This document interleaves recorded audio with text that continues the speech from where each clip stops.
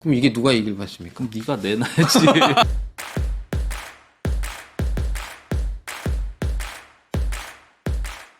문제를 남겨주시면 답은 저희가 찾겠습니다. 많은 업체들이 이제 결산 재무제표를 가지고 여러 가지 이제 사업 활동을 영위하시면서 재무제표를 요구하시는데 자본금이 너무 작아서 자본금 때문에 부채 비율이 문제가 돼서 뭐 유동성에 문제가 돼서 뭐 각종 입찰 혹은 기업 자금 대출 그다음에 각종 지원 사업을 받을 때 좀 불이익이 있다. 네. 그래서 이제 어떻게 해결하느냐 하는데 뭐 가장 단편적이고 뭐 합리적인 방법은 증자를 하는 거죠. 네, 맞습니다. 간단하게 이제 증자라는 게 자본금을 증가시켰다. 뭐 네. 말장난 같기는 한데 증가할 증, 자본금자, 증자. 한자를 잘 못하는 것 같은데 여튼 이제 우리가 이제 대표님들이 잘 보시지는 않지만 재무제표를 보면 자산이 있고 부채가 있고 네. 자본이 있고 이렇게 크게 나눠집니다. 그래서 뭐 많은 분들이 요즘에는 뭐 주식 때문에도 뭐 재무제표 공부하는 분들도 많이 있으시긴 한데 쉽게 얘기해서 기업을 운영하시는 제조업체에서 이번에 공장을 샀다. 네. 공장을 사는데 20억, 축하드립니다. 20억을 들여서 공장을 샀다. 그러면 20억이라는 공장은 자산이 되는 자산. 거고 그 20억을 살 때 대출을 15억을 받았다. 음, 그러면 이거는 부채. 부채, 그리고 내 돈 5억이 들어갔다. 네. 그러면 이제 자본 자본, 이렇게 되는 거고 부채가 15억이고 자본이 5억이면 300%. 300%. 예, 300%의 부채 양호한 비율이 거죠? 있다. 뭐 양호하죠. 예. 일단은 이렇게 이제 아주 심플하게 설명을 드렸는데 자본이 크면 네. 회사의 뭐 부채 비율도 좋아지고 해서 증자를 갖다 많이들 얘기하시는데 뭐 가장 간편한 방법은 주주분들이 법인에 돈을 넣는 거. 그러면 그렇죠. 그만큼 증자가 되니까 좋은데 뭐 이거 말고 다른 방법이 있을까요? 현물 출자해서 자산을 올리면서 이제 증자하는 경우도 있고 이런 경우는 많이 있습니다. 네, 뭐 근데 저희가 오늘 이제 증자를 어떻게 하느냐가 주제가 아니고 이제 빨리 본론으로 들어가야 될 것 같아요. 네. 앞에 얘기가 길다 보니까. 자, 근데 이 증자를 하는 과정에서 돈을 넣었다. 가령 돈을 넣어가지고 뭐 자본금 1억짜리가 2억이 됐다. 거기까지만 끝을 내시고 나서 시간이 지났는데 세무서에서 갑자기 해명 자료가 날라온 거예요.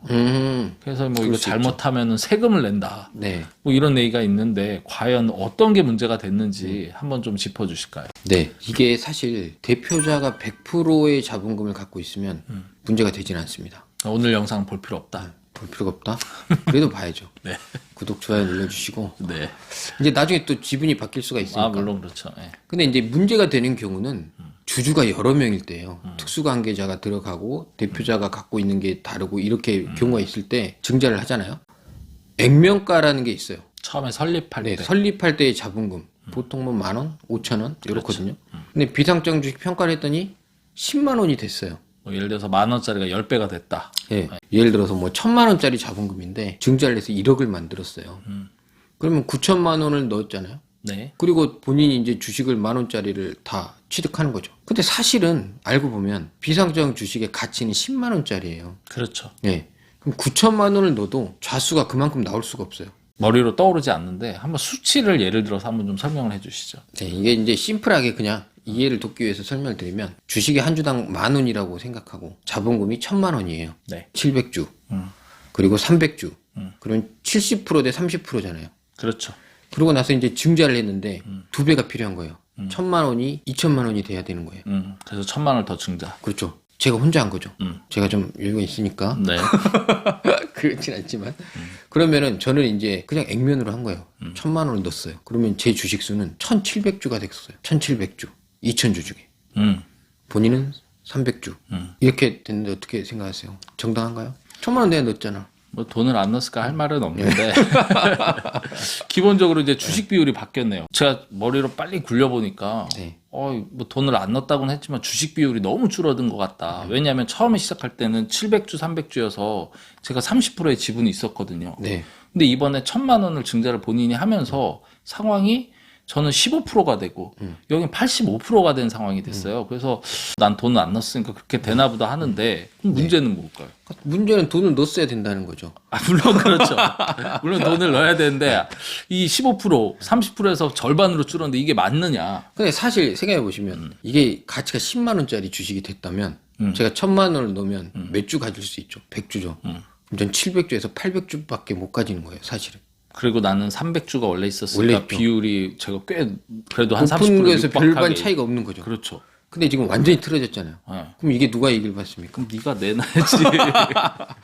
그게 어떻게 그러네. 되냐? 그러면 나한테 중요한 거예요. 아, 고맙게도.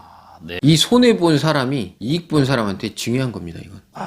증여세가 나올 수 있어요. 뭐 돈이 오고 가고 이런 거 없는데도 불구하고. 지분이 바뀌어 버리잖아요. 그렇죠. 제 지분이 월등히 높아졌어요. 그러면 이 회사의 소유권이 저한테 많이 넘어온 거예요.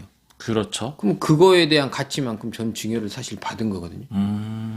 이 일이 발생합니다. 실제로. 네. 돈은 내가 1,000만 원 냈지만 증여는 내가 받은 거예요. 그러니까 이게 증여액이 나오니까 갑자기 이제 복잡해지시는데 핵심은 저는 손해본 느낌이고 손해봤고 여기는 이익을 과하게 봤으니까 10배를 내야 될 거를 그냥 사버린 거죠. 그렇죠. 그러다 보니까 결론은 제가 증여를 한 거다. 증여한 거다. 내가 손해보면서 손해 증여한 봤지만 거다. 준 거고 나는 돈을 넣었지만 증여를 받은 거고. 그렇죠. 더 많은 이익을 얻었으니까. 그러다 보니까 그거에 대해서 제가 이만큼 증여한 거에 대해서 증여세를 내야 되는 겁니다. 본인이 내야겠죠, 물론. 아. 그게 세무서에서 날아옵니다. 근데 해명하라고. 이거는 해명이라고는 하지만 해명할 방법이 없을 것 같은데요. 없어요. 왜냐하면은 그 당시에 정확하게 비상장 주식을 평가를 해서 시가를 적용을 했어야 되는데 그렇죠. 그걸 안 하고 액면가로 했으니까 그거에 대해서는 뭐 해명하고 올 거 없이 이거 원복은 되나요 다시? 안 되죠. 원보가면 다시 또 증인데 그렇게. 해명은 하나밖에 없어요. 몰랐습니다.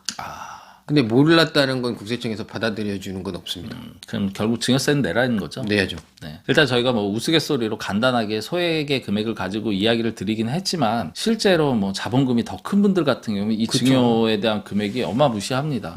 그리고 또 5,000원짜리가 뭐 10만 원, 20만 원이 됐다 그러면 아까 10배였지만 20배, 30배가 되다 보면 이 차익도 훨씬 더 커지는 거고요. 네. 그러다 보니까 증자를 하실 경우에는 꼭 비상장주식 평가를 면밀하게 하셔야 되는 거고요. 특히 이제 이 행정적인 업무를 하는 게 이제 법무사가 많이 하다 보니까 맞습니다. 법무사는 보통 액면가로 많이 하고 발행 주수간 계산해가지고 신고를 하다 보니 세무사 쪽에서 검토가 이루어지지 않으면 이거에 대해서 이의 제기할 사람도 없고 아까 보셨잖아요. 제가 돈 안 넣었다고 그냥 뭐 내가 주나 보다 이렇게 하는 게 세상사인데 이게 바로 또 해명 자료가 오는 게 아니고 시간이 지나서 혹시 이것도 가산세가 있을까요?